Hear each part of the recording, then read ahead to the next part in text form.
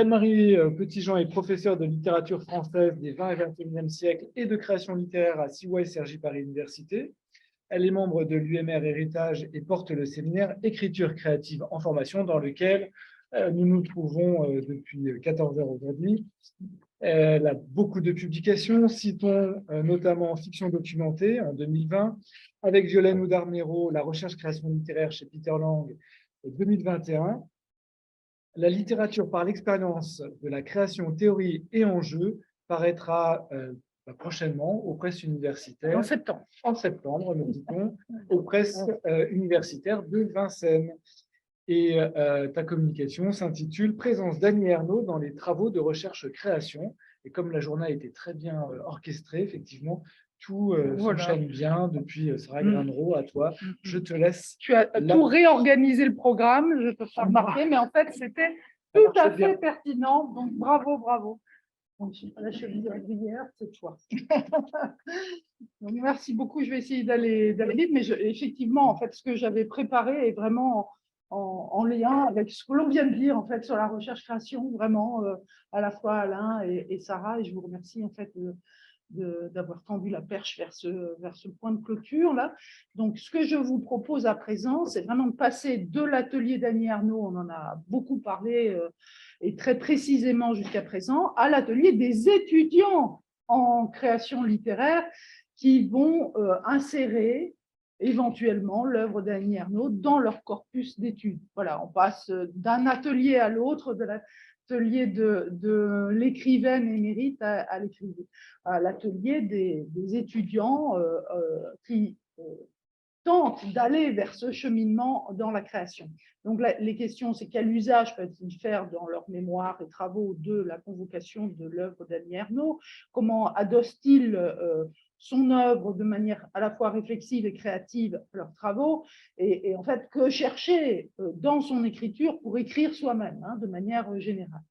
Donc, je pense que répondre à ces questions, ça veut dire définir la recherche-création. Et donc, Alain l'a dit tout à l'heure, mais en fait, on a l'impression pour l'instant que chacun des professeurs de création littéraire définit sa propre recherche-création, essaye en tout cas de lui donner des contours propres. Et donc, c'est sûr que là, je ne vais pas aller très, très loin dans ce périmètre, mais il est évident que parler d'une autrice en essayant de voir en fait comment on peut s'adosser, comment on peut adosser sa propre écriture à son œuvre, c'est une manière en fait de définir la recherche-création. Alors, je vais vous en donner en fait quelques repères très très rapides pour cette approche particulière qu'on va ensemble regarder à l'échelle de l'œuvre de Annie Ernaux, en se posant en fait la question aussi de la transmission de l'œuvre, parce que c'est une manière d'investir l'œuvre d'un auteur par l'écriture, peut-être par le dépouillement, par le pillage de l'œuvre, mais aussi comme façon d'essayer d'envisager une leçon d'écriture adjacente, une leçon en filigrane de son œuvre dont on puisse s'en emparer.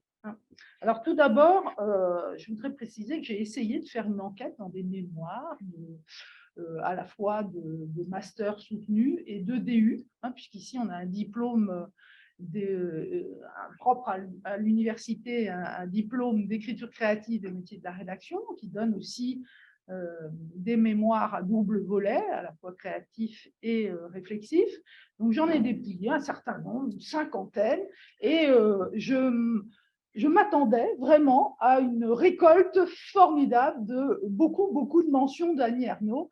Et je dois avouer que j'étais très, très déçue. Sur 50, j'en ai à peu près 2 ou 3 qui mentionnent Annie Ernaux. Ce sont pour l'instant les mémoires soutenues. Il y en a un en particulier qui est vraiment adossé à son œuvre. C'est le mémoire de Morgane Eschler qui a soutenu en 2022. Il s'appelait « Enjeux de l'écriture et de la représentation des transclasses dans la littérature contemporaine ». Et on voit en fait que c'est la question du transfuge de classe qui va générer le fait qu'elle fasse appel à Annie Ernaux. Elle a mis en correspondance Annie Ernaux, Emmanuel Richard, Didier Héribon et Édouard Louis dans son mémoire. Mais vous voyez, c'est un mémoire, alors que je m'attendais à une floraison vraiment de références, mais je peux dire que dans les mémoires qui sont actuellement en cours, à la fois en M1, en M2 et au DU, alors là, au contraire, il y a une présence massive d'Annie Ernaux, c'est évident. Donc, ma communication, elle va être un peu réduite pour ne pas vous faire trop attendre la soirée, mais je pense qu'il y aura une communication numéro 2 quand tous ces étudiants auront soutenu et que j'aurai plus de matière pour vraiment analyser ce qu'ils peuvent dire justement d'Annie Ernaux. Alors, vous voyez que comme ce sont des mémoires en cours, on peut dire que ce n'est pas un effet direct du prix Nobel. Ce n'est pas la nobélisation, le fait qu'il y ait eu en fait une communication médiatique importante sur Annie Ernaux qui explique qu'elle soit plus dans les travaux. Mais on peut, enfin moi je n'ai pas de réponse, pourquoi il y a une présence maintenant d'Annie Ernaux alors que, on va dire, il y a 5 ans, il n'y en avait pas. En fait, ce n'était pas une autrice que l'on convoquait spontanément dans des travaux de recherche-création. Alors, pour définir cette approche de recherche-création, disons que le premier point quand même à préciser, à soulever avant de rentrer dans le détail de l'adossement à l'œuvre d'Annie Ernaux, c'est le fait qu'on se déplace précisément d'une enquête qui est interprétative. On a parlé d'enquête herméneutique tout à l'heure, mais on se déplace vraiment vers une enquête qui est générative, c'est-à-dire qu'il faut arriver à créer à partir d'eux, ce qui n'est pas tout à fait l'enquête herméneutique de départ. Donc, c'est une fois défini un travail de recherche-création autour d'une problématique choisie, qu'on va essayer d'insérer un corpus d'études. C'est à partir de cette problématique qui doit être une problématique vraiment de génération d'œuvres littéraires nouvelles. Donc, on peut se demander que cherche-t-on alors dans les œuvres. Il ne s'agit pas seulement de comprendre et d'interpréter, mais du coup de situer, ni d'ailleurs simplement de situer dans une histoire des esthétiques ou des genres ou des formes littéraires, et bien de reconnaître en fait une puissance générative de l'œuvre. Donc voilà, c'est ce que je vais interroger chez Annie Ernaux. Est-ce qu'elle a une puissance générative? Est-ce qu'on va aller même en tant qu'enseignant pointer plutôt l'œuvre d'Annie Ernaux quand l'on sent peut-être des faiblesses ou des fragilités d'un certain type plutôt que d'autres auteurs? Et puis le deuxième point à soulever, c'est quand même le fait, et ça intéresse vraiment aussi les herméneutes, de dire que ce filtre qui est posé sur l'œuvre, et je trouve que ce que nous a dit Sarah était évidemment un filtre posé sur l'œuvre par la recherche-création, ça amène du coup une autre interprétation de l'œuvre, du nouveau en fait, à dire sur l'éclairage, sur l'orientation. Alors on a parlé de modèle et de contre-modèle à l'instant, on va y revenir, mais en fait le fait de déployer une réponse qui soit de l'ordre de la création personnelle oblige à relire en fait l'œuvre d'une autre manière, avec un éclairage qui va certainement renouveler la manière de l'étudier. Voilà, enfin bon, c'est vraiment ces deux points-là que je voulais poser vraiment en point de départ pour dire que c'est ce qui, en tout cas, habite mes propres études pour essayer d'investir ce filtre de la recherche-création ou cette démarche de recherche-création comme quelque chose qui vraiment peut être innovant pour les théories de la littérature. Alors allons-y, essayons de voir en quoi il peut y avoir des qualités génératives de l'œuvre d'Annie Ernaux quand on s'adresse à des étudiants en création littéraire. Je vais vous tirer 3 points de manière assez rapide. Premier point, je l'appelle écrire sa vie. Le deuxième point, on va le décaler, on va dire écrire la vie. Et on va, en troisième point, envisager le style comme une écriture, on va dire, à l'os ou au couteau. Alors allons-y pour d'abord écrire sa vie. Il faut le dire, les étudiants en création littéraire, quand ils viennent en fait dans un cursus de création, ils viennent souvent avec une urgence à écrire, une urgence qu'il ne faut pas ignorer, parce que si on l'ignore, on va se contenter d'un enseignement qui est peut-être néo-rhétorique, de bonne maîtrise des manières d'écrire, et peut-être des bonnes manières d'écrire, et on en arrive de nouveau à la problématique centrale, vous voyez, d'Annie Ernaux, et si on luttait contre l'élégance d'écriture, mais voilà, on loupe le coche si on est sur cette optique-là d'une néo-rhétorique qui serait de cet ordre-là. Il faut évidemment prendre l'urgence à écrire comme une pierre vraiment importante du projet de recherche-création, et souvent, il faut le dire, cette urgence à écrire, elle est fondée par une expérience de vie qui peut être traumatique, ou au moins qui génère un sentiment de foisonnement, d'un trop-plein expérientiel. Tout à l'heure, on a parlé de surplus à propos de l'écriture d'Annie Ernaux, hein, et un trop-plein expérientiel qui a vraiment un besoin de s'exprimer. Or, on le sait, et Yvan Jablonka, on l'a dit hein, dans les cahiers de Lerne, a parlé de l'écriture d'Annie Ernaux de cet ordre-là. Je cite, il a dit « une autobiographie qui ne se limite jamais au petit jeu du jeu JE ». Voilà, il me semble qu'on peut déjà se dire qu'il faut aller chercher Annie Ernaux pour répondre à une urgence d'écriture chez des étudiants qui ont besoin d'exprimer, d'écrire leur vie, mais en même temps, surtout pour ne pas se limiter au petit jeu du jeu. Voilà, je trouve cette formulation assez éclairante. En fait, on voit très bien hein, comment conseiller Annie Ernaux dans les corpus de mémoire sur les expériences de vie, parce que l'orientation ne revient pas du coup à un choix thématique. Très souvent, les étudiants qui arrivent avec des projets en brandissant au départ Annie Ernaux le pensent comme une entrée peut-être thématique dans leur projet. Lire l'événement si le vécu a rapporté est un avortement, ou lire la place parce que l'on est marqué par le décès d'un parent. Et il faut gentiment les décaler vers un projet qui soit vraiment poétique. Et c'est sans doute le plus difficile à discerner pour un étudiant qui entre dans ce genre de projet, parce que déjà, il n'identifie pas ce que l'œuvre qu'il connaît ou qu'il connaît peut-être pas suffisamment, ou qu'il connaît peut-être pas simplement la critique médiatique, pourra lui apporter pour vraiment mûrir son projet à lui d'écriture personnelle.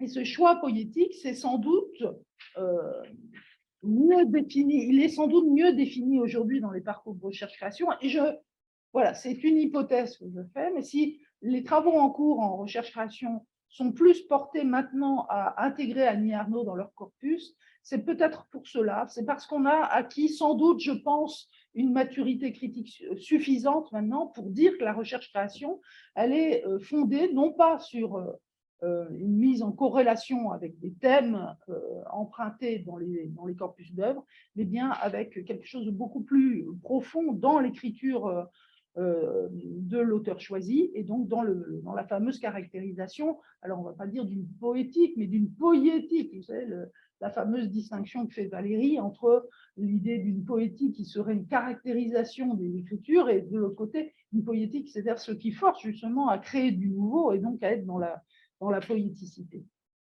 Alors, la plupart maintenant des travaux de mémoire, donc ceux qui sont en cours, place à Annie Ernaux dans leur corpus pour une raison très générique, on va dire, qui est la possibilité de l'écriture de soi. C'est pour ça que ce premier point, hein, je l'appelle écrire sa vie, c'est vraiment dans ce projet-là distinct que l'on trouve du Annie Ernaux. Hein, les étudiants, les apprentis auteurs se trouvent souvent en but de dire Annie Ernaux va nous apporter des billes en fait pour être plus dans une écriture vraiment d'authenticité pour écrire sa vie. En même temps, il faut le dire, ils sont souvent perdus dans l'étoilement des théories de l'autofiction, de l'autobiographie, on va dire des formes d'implication du jeu, comme dit Laurent Demans dans Un nouvel âge de l'enquête. Il parle d'un jeu de diffraction, d'un jeu de position, d'un jeu d'interaction. Tout ça est absolument passionnant pour voir justement que le fameux pacte autobiographique de Lejeune, en fait, c'est étoilé et c'est diffracté au fur et à mesure de la maturation de ces théories de l'écriture du moi. Hein. Mais clairement, les étudiants qui sont en recherche-création, on ne peut pas leur apporter ça de but en blanc en leur disant voilà ce qui va vous permettre d'orienter vos propres écritures. Il vaut mieux aller les orienter vers Annie Ernaux et vers la façon dont elle l'investit elle-même, parce que ça n'est pas la même chose que de le dire de manière théorique, avec un ordre sans doute de généralité plus grand, de qualification typologique de procédés textuels, et leur mise en correspondance dans le texte en train de se faire. Alors, la typologie, elle existe aussi en recherche-création, beaucoup. Elle aide certainement à la reconnaissance des distinctions, mais elle a tendance à éloigner du processus qui est interne à la création, au geste de création, et qui est un processus profondément d'interrogation par le sujet des moyens et des outils qui sont à sa disposition.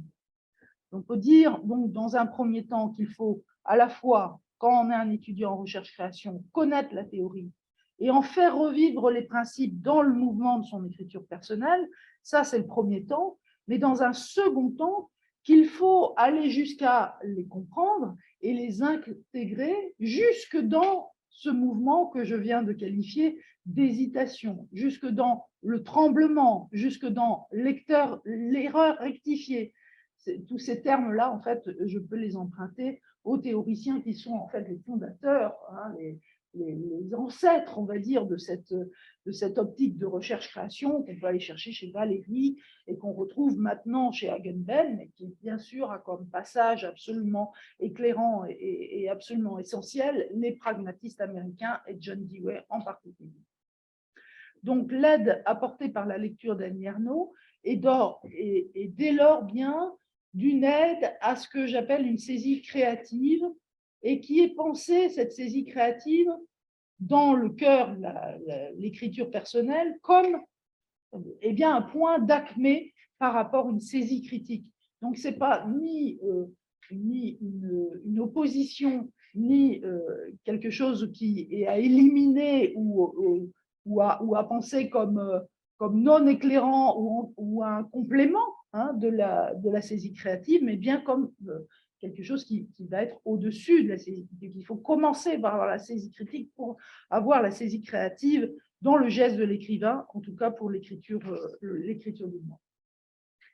Alors Annie Ernaux, elle a elle-même beaucoup commenté, on l'a dit, hein, beaucoup jusqu'à présent dans cet après-midi, qu'elle avait beaucoup commenté elle-même ces gestes que je qualifie donc de saisie créative, hein, comme acmé de la saisie critique. Elle le fait très clairement tout au long de son œuvre.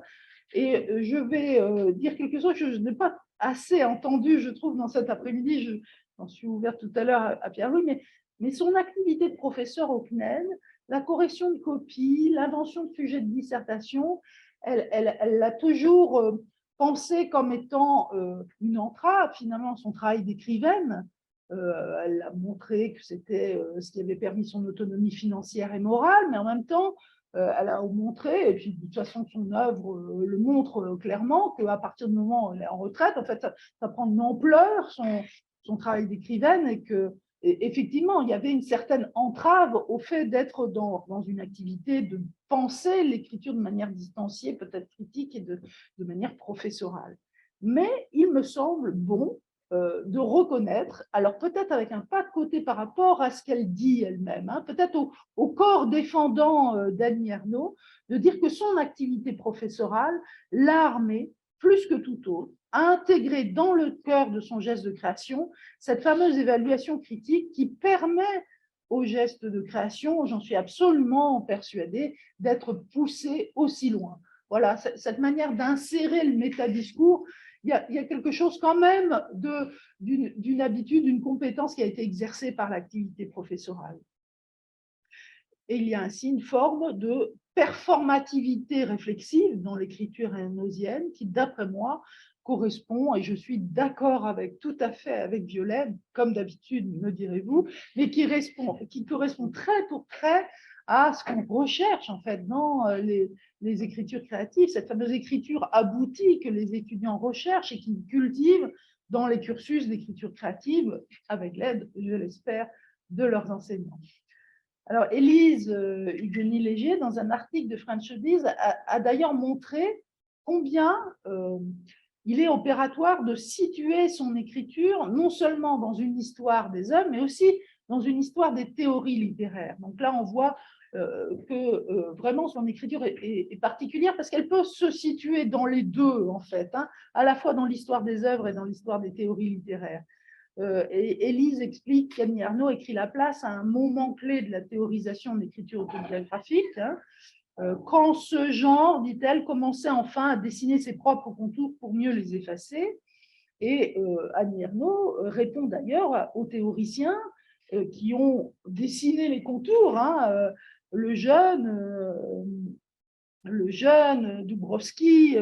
Alors, elle le dit dans un ouvrage qui s'appelle Autofiction et compagnie, qui est aussi coordonné par Jacques Le Carme. Elle répond à la demande des théoriciens de fournir avec son œuvre l'invention d'outils critiques adaptés, et c'est ce qu'elle fait par la dénomination qu'on utilise et qu'on a entendu là encore, hein, de jeu transpersonnel. C'est-à-dire qu'elle nous fournit les outils pour parler son œuvre, très clairement. Hein. Donc son projet de création, il va jusque-là. Il va jusqu'à se situer dans une histoire, en fait, des théories de la littérature. Je cite, le jeu que j'utilise me semble une forme impersonnelle, à peine sexuée, quelquefois même plus une parole de l'autre qu'une parole de moi. Et là, vraiment, j'aurais voulu vous reprendre, je pense que je ne vais pas le faire, mais le début de Mémoire de fille, parce que là, tout ce début, cette première page de Mémoire de fille est absolument évidente comme une manière de décaler ce jeu vers un jeu transpersonnel qui n'est même pas sexué, même pas genré, et qui va très, très clairement aller interpeller la question, sans doute, du genre. On découvre, en fait, au bout de la 15e page, qu'il y a tout d'un coup un « elle » qui apparaît, mais elle ne le prend en charge, ne l'interroge que par la question de la domination, et alors, bien sûr, domination du modèle patriarcal, mais l'idée de la domination par l'autre, avec une majuscule, hein, pour l'instant, est effacée toute indication de genre dans cette première page.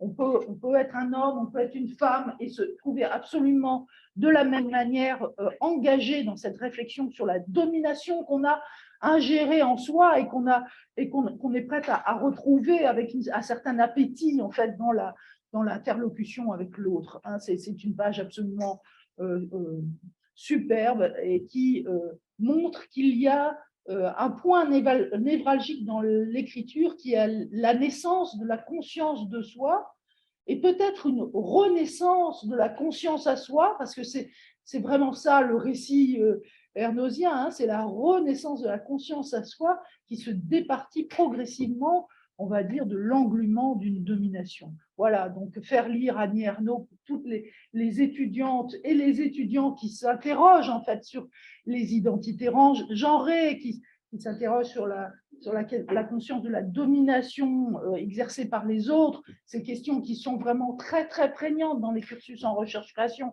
On vient avec cette urgence à écrire, avec ceci à interroger très profondément. Bon, là, on sent bien qu'on arrive avec, non pas un modèle, mais quelqu'un qui a réfléchi avant vous, qui a cheminé avant vous dans ce genre de problématique. Voilà. Donc, c'est la venue finale d'un vous qui oblige en fait le lecteur à l'empathie, quel que soit son genre, qui me semble être un outil en fait qui dépasse la simple dénomination de j'utilise un jeu transpersonnel. En fait, c'est le fait de le faire vivre au lecteur sous l'idée d'une empathie qui est diffractée, qui est plus ou moins construite avec ce jeu des déterminants, qui va se retrouver être une vraie expérience, une expérience vraiment de la connaissance intime de ce qui se passe dans l'intériorité d'un sujet dominé et qui est vraiment engagé sous une expérience, sous l'idée d'une expérience constamment réévaluée par l'écriture et remise plusieurs fois sur le métier dans l'écriture d'Annie Ernaux. Hein. D'œuvre en œuvre, on retrouve cette manière de réévaluer sur le métier cette profonde problématique d'écriture. Alors, on peut dire que finalement, il y a un point de convergence, c'est vrai, avec la démarche de recherche-création. J'aimerais bien là citer simplement Daniel Boutet. Vous connaissez sûrement Daniel Boutet qui a écrit beaucoup sur la recherche-création. Elle a un article en ligne qui s'appelle « La création de soi par soi dans la recherche-création ». Comment la réflexivité augmente la conscience et l'expérience de soi. Et elle dit ceci, que je trouve intéressant à mettre en écho avec tout ce qu'on a entendu depuis tout à l'heure sur Annie Ernaux. La recherche-création qui puise ses données dans la subjectivité et l'intériorité de l'artiste ne génère pas seulement des œuvres autonomes, mais aussi une constellation de pensées d'ordre philosophique, intime, éthique. Dans ces territoires épistémologiques relativement nouveaux, le chercheur ne peut être que le praticien lui-même ou un collaborateur capable de communiquer avec lui au même niveau d'intimité et de profondeur.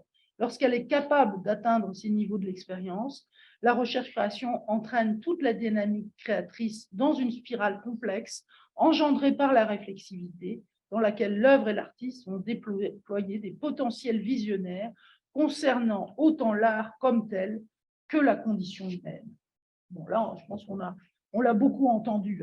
Annie Ernaux, elle interroge encore plus cette posture d'épistémologue, en fait, capable d'interroger la manière dont on bâtit des connaissances ontologiques par rapport à simplement une interrogation sur les formes d'écriture ou la manière dont on rentre en littérature. Les deux sont vraiment conjoints et mêlés. Alors, j'en arrive à mon deuxième point. Donc, vous avez vu que Annie Ernaux, je la conseille à tous ceux qui sont dans les écritures du mois, clairement. C'est une vraie enquête menée par Annie Ernaux avec des outils qui sont vraiment imparables et qu'il faut savoir saisir quand on est dans un projet de recherche-création. Alors, le deuxième point, c'est écrire la vie.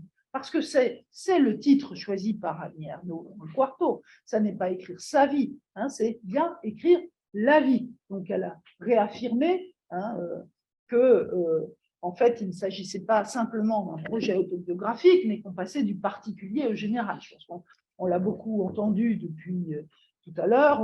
On pourrait aussi le placer, du coup, dans une filiation très péréquienne de l'écriture, et en particulier les fameux « je me souviens » ou le souvenir personnel, la pointe saisissante du détail de la mémoire, qui est singulière, mais elle rejoint subrepticement la mémoire qui est la mémoire générale, le temps de l'histoire des autres.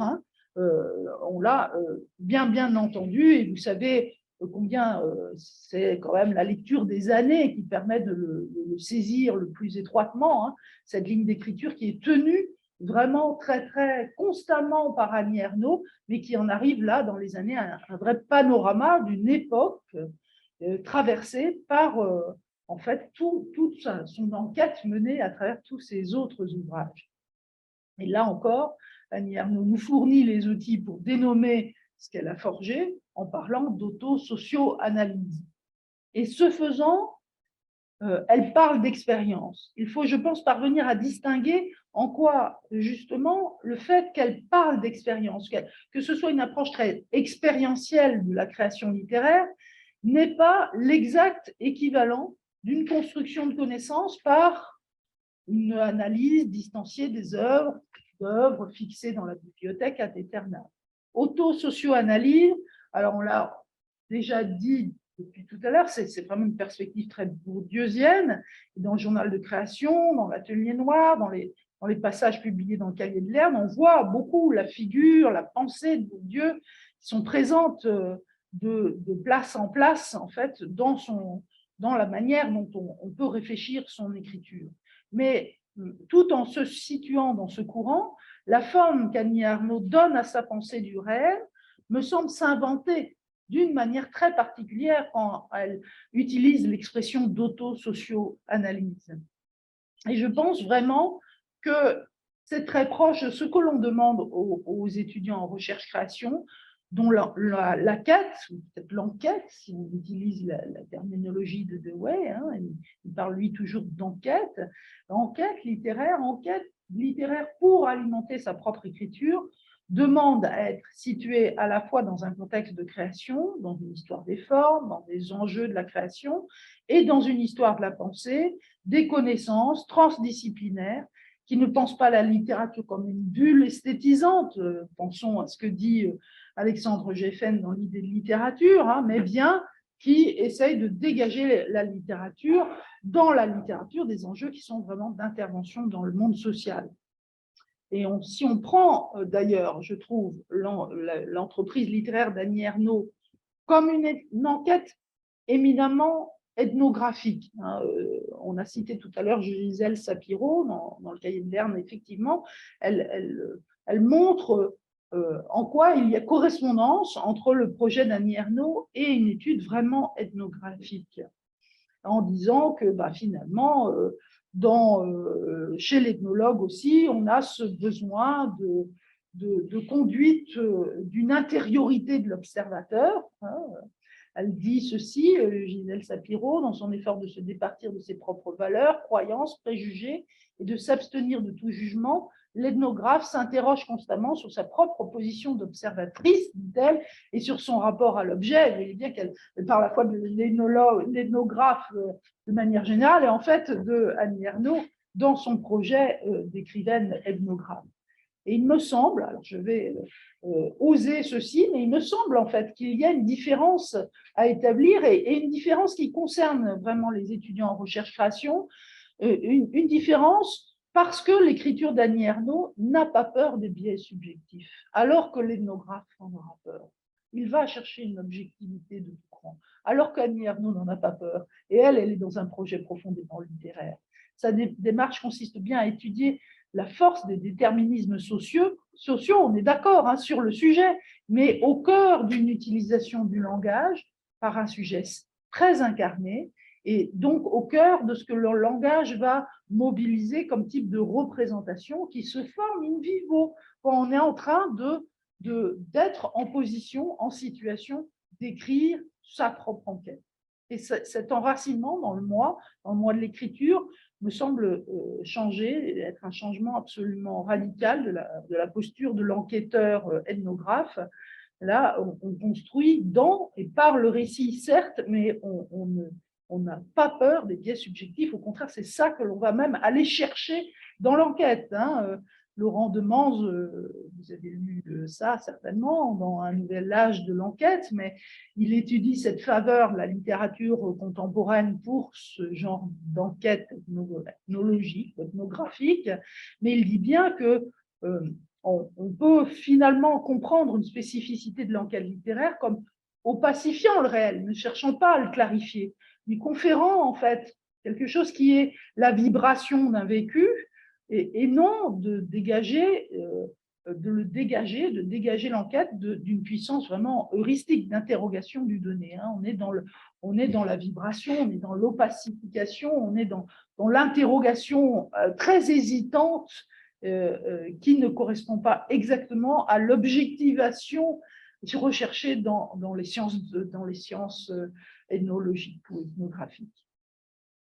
Donc, autrement dit, il me semble que quand on va chercher cette écriture de la vie chez Annie Ernaux en recherche-création, il faut quand même faire reconnaître que les entretiens d'Annie Ernaux, les postfaces, les commentaires participent vraiment de son œuvre comme d'un élément qui, de la même manière, correspond à une détermination très heuristique d'une même attention à la manière dont un sujet relate sa propre expérience, avec hésitation, tremblement, et avec une certaine opacification et non pas clarification du réel. Alors, bon, on en arrive là à l'idée majeure d'expérience, parce que vraiment la recherche-création, elle est fondée sur ce pilier théorique des pragmatistes américains, et en particulier John Dewey. Voilà. Et ce n'est pas un vain mot chez Annie Ernaux que l'idée de l'expérience avec un grand E, au point que ces textes réflexifs qui devraient signer peut-être une appartenance aux coulisses de l'atelier. Hein, quand on lit l'atelier noir, on se dit, bon, on est dans un paratexte ou un métadiscours. Est-ce qu'on peut les rapatrier dans l'œuvre? Pour moi, on peut les rapatrier dans l'œuvre comme de textes expérientiels, nés de l'expérience et traduisant même le même geste de rédaction. Je vais jusqu'à le penser en lisant ce qu'elle dit dans le vrai lieu du moment du tournage du documentaire qui a eu lieu avant. Hein, vous vous souvenez que le vrai lieu, au départ, c'est un documentaire et après, ça devient un récit publié. Et elle dit ceci: pendant 3 jours, j'ai eu l'impression d'être dans un huis clos, de me trouver dans un cabinet de psychanalyste, alors que j'étais chez moi, dans mon propre bureau, d'où une façon de parler, de me livrer sans doute, comme je ne l'avais jamais fait. D'une certaine manière, c'était une vérité qui avait jailli, qui n'était pas la même vérité que celle de mes livres, de celle des autres entretiens. C'était une raison de vouloir qu'il soit publié. Et il me semble que dans cette espèce d'étonnement qui dit bah, c'est incroyable, mais ça mérite d'être publié, il y a l'idée forte que écrire, c'est en fait se rendre compte des conditions dans lesquelles on écrit et dans quelle mesure ce conditionnement va aménager en fait l'écriture, l'expérience de l'écriture. Hein. Il y a des aménagements de l'espace, en l'occurrence, et même de la technique d'enregistrement. C'est très, très, très matériel, cette affaire-là. Aussi de l'interaction avec des interlocuteurs particuliers qui, en fait, elle le fait comprendre, participe de sa conception de la création littéraire comme une forme aiguisée d'expérience de la vie. Tout ça n'est pas en dehors, en fait, n'est pas un à côté de l'écriture, mais ça participe, en fait, d'une manière de faire une expérience de vie qui, pour elle, sera toujours une expérience littéraire. Donc, 2 conclusions à en tirer pour les étudiants en création. Hein. Quand l'urgence à écrire, d'abord, en l'urgence à écrire, ne se fonde pas sur des expériences antérieures, ça peut très, très bien arriver, hein, ou que ces expériences soient trop fragiles. C'est-à-dire, on n'arrive pas avec un trauma trop puissant à exprimer d'emblée. Eh bien, en fait, on peut dire qu'il faut quand même ces expériences. Écrire, ça va être faire une expérience. Donc, il faut aménager. Alors, les enseignants ils aident beaucoup là-dedans, les écrivains en résidence également, hein, aménager des dispositifs pour en susciter la venue. Hein, regardons, du coup, le journal du dehors comme peut-être un dispositif également. Regarde les lumières, mon amour, comme un dispositif. Annie Ernaux se place en position d'observatrice dans le grand magasin, elle s'y oblige, c'est finalement un dispositif. Et encore, ce qui est rapporté au début de Mémoire de fille, comme un effort, je trouvais ça magnifique de lire ça, un effort pour écrire jour après jour l'année 1958 qu'il avait tellement troublé, par rapport à 2003, parce que, dit-elle, une année où le calendrier correspondait jour pour jour à celui de 1958. Donc, elle s'est attachée vraiment à un dispositif très, très contraignant, à réécrire jour par jour dans son agenda tous ses souvenirs de la même année. Et elle dit ceci, que le dispositif d'écriture, finalement, est un échec dans la mesure où, je la cite, très vite, j'ai pris du retard sur les faits dans mon écriture à cause des ramifications incessantes que l'afflux des images, des paroles faisait proliférer. Donc, échec, mais en même temps, on a bien compris, venu d'un matériau proliférant, extraordinaire, et qu'il faudra après, dit-elle, il faudra après dépasser la jouissance du déballage des souvenirs pour arriver à, dit-elle, la douleur de la forme. Voilà, il y a un deuxième temps de ce dispositif manifestement qui a fonctionné, hein, dans la mesure où il a fourni du matériau, mais qui n'est certainement pas suffisant.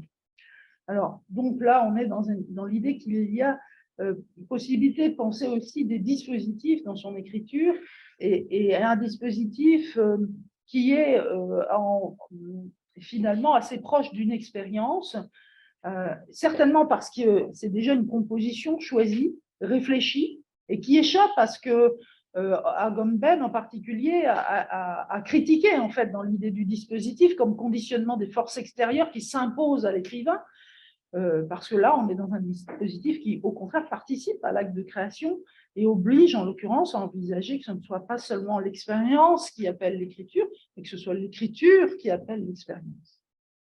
Bon, j'en arrive au dernier point que j'ai intitulé le style à l'os. Parce que faire plonger les étudiants dans l'écriture d'Annie Ernaux, c'est beaucoup déjouer les pièges du style. Ils arrivent souvent avec des idées très, très élégantes du style. On a parlé tout à l'heure de la manière dont elle s'opposait à une élégance du style. Les étudiants en création arrivent souvent avec une idée très, très élégante du style. Et on se souvient hein, combien la mention de l'écriture blanche arrive dans la place, très très clairement assimilée en fait ce fameux métadiscours avec des mentions qui pourraient être des mentions en fait d'énumération théorique de procédés et qui sont complètement assimilées en fait au récit. Dans la place arrive 12 pages après le début. Annie Ernaux a pris le temps d'installer 2 scènes. Celle très rapide, vraiment au scalpel de son examen de titularisation comme professeur certifié, et puis en parataxe absolue, celle du décès du père. En juxtaposition. Et cette scène du décès du père, en fait, c'est plusieurs scènes qui s'étalent, qui sont articulées chronologiquement, jusqu'au premier essai de roman, et je vous lis le passage. Par la suite, j'ai commencé un roman dont il était le personnage principal, sensation de dégoût au milieu du récit. Depuis peu, je sais que le roman est impossible. Pour rendre compte d'une vie soumise à la nécessité, je n'ai pas le droit de prendre d'abord le parti de l'art, ni de chercher à faire quelque chose de passionnant ou d'émouvant. Je rassemblerai les paroles, les gestes, les goûts de mon père, les faits marquants de sa vie, tous les signes objectifs d'une existence que j'ai aussi partagée. Aucune poésie du souvenir, pas de dérision jubilant. L'écriture plate me vient naturellement, celle-là même que j'utilisais en écrivant autrefois à mes parents pour leur dire les nouvelles essentielles. L'histoire commence quelques mois avant le XXe siècle, etc. Donc la place, ce sont les pages 23 à 24, vraiment le début. Et nous avons là vraiment ce qui s'exprime comme un programme d'écriture, qui n'est pas seulement la définition d'un style qui puisse éventuellement se caler sur l'incipit de l'étranger, on va dire. Hein. On a une réminiscence dans le décès du père de l'incipit de l'étranger, le décès du père, le décès de la mère, donc c'est-à-dire se situer dans une filiation littéraire, mais qui puisse aussi faire reconnaître une voix octoriale, légitime parce que singulière dans le champ littéraire, mais bien, tout ça, hein, c'est pas exactement ça qu'elle définit, mais bien un programme d'écriture exprimé au futur.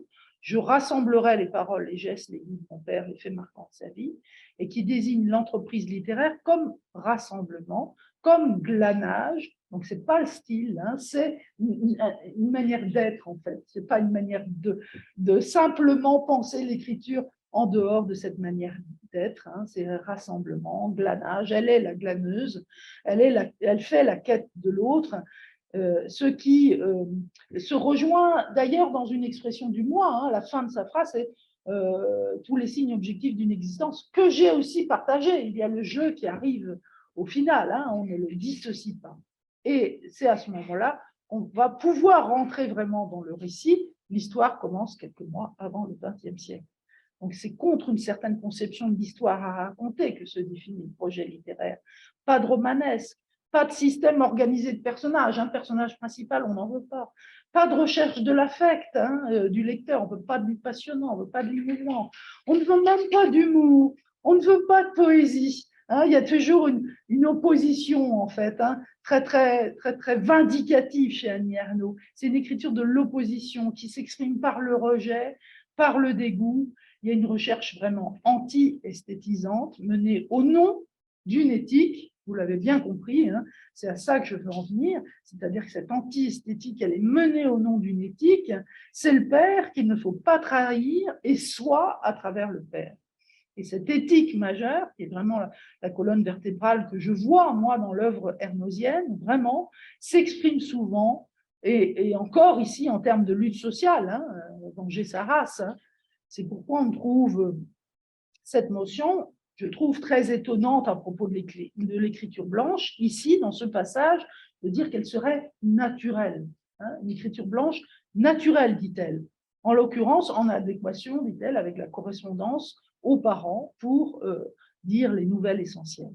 C'est évidemment un naturel très codifié, un naturel dans un milieu social très clairement défini et qui nécessite, pour le représenter, de ne pas trahir la manière dont lui-même, ce milieu social, utilise le langage.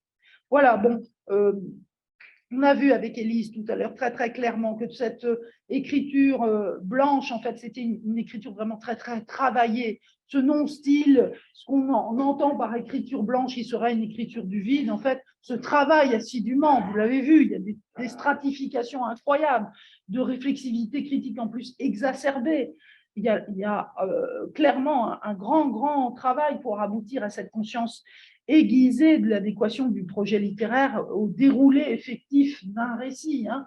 Ça n'est pas en claquant des doigts, hein. C'est un travail énorme pour arriver à cette écriture blanche, et c'est pour ça que moi je trouve qu'il faut plutôt le prendre comme un style à l'os, c'est-à-dire on gratte le langage avec l'écriture comme un couteau, mais ça n'est pas une écriture blanche en fait, c'est une langue extrêmement travaillée. Hein. Et donc, très intéressante à prendre en charge par les écrivains, les futurs écrivains, par les étudiants en recherche-création, hein, de voir que cette épure stylistique est l'objet d'un travail et elle n'est pas gratuite. Elle est la conscience d'un devoir, d'une éthique, d'un engagement très, très militant et ostensiblement présent au cœur de l'œuvre. Dans les armoires vides, souvenez-vous, elle dit « c'est comme ça que je dois dire les choses en utilisant l'argot, le langage populaire, les mots de ses parents, de son milieu, non pas celui de l'école ou des classes dominantes, pas avec les mots de Borna, de Gide ou de Victor Hugo ». Et l'entreprise chez elle relève même souvent de l'ordre du défi. Dans un entretien avec Pierre-Louis Faure, elle dit ceci: « Il m'arrive, si je constate ne fût-ce que l'ombre d'une censure qui viendrait tout simplement du fait qu'une femme n'écrit pas ça ou ne doit pas écrire ça, de me forcer à l'écrire justement. » Donc l'écriture du défi, ce n'est pas seulement de la révolte, c'est l'écriture du défi. Elle est très, très engageante, elle est très... Du coup, je ne sais pas si elle est modélisante, mais en tout cas, elle est très, très intéressante à prendre en charge par les étudiants en recherche-création. Elle est cette écriture de la bravoure, comme dit Barbara Avercroft, la bravoure avec laquelle Annie Ernaux fait face aux traumas de son passé et à la honte qui les accompagne souvent. Donc, autant une leçon de vie, de posture éthique de l'écrivaine qu'une leçon d'écriture. Et après tout, c'est ce qu'on demande aux étudiants à les puiser, en particulier chez Annie Ernaux, c'est moins strictement une leçon d'écriture qu'une leçon de vie. Alors, en conclusion, faire lire Annie Ernaux dans une optique de recherche-création, c'est donc faire l'expérience à de jeunes créateurs d'utiliser ce fameux détour par la bibliothèque, de la lecture des œuvres des autres et de ne pas se contenter d'essayer de cheminer à partir d'une intuition spontanée d'auto-réflexivité dans une démarche de création. Là, on voit l'intérêt, j'essaye de le déployer comme ça, mais on voit tout l'intérêt en fait de ce cheminement par la bibliothèque et par l'œuvre tiers. Alors, s'y trouve finalement placé au premier plan l'idée d'une transmission, et je pense que Annie Ernaux, si on le lui présentait comme ça, ne serait pas opposé à cette démarche parce qu'il s'agit vraiment d'une transmission et d'une transmission en acte aux jeunes générations. L'œuvre lue y est appréhendée finalement comme un facteur de conditionnement de sa propre écriture et finalement comme une transmission d'une leçon plus ou moins implicite d'écriture.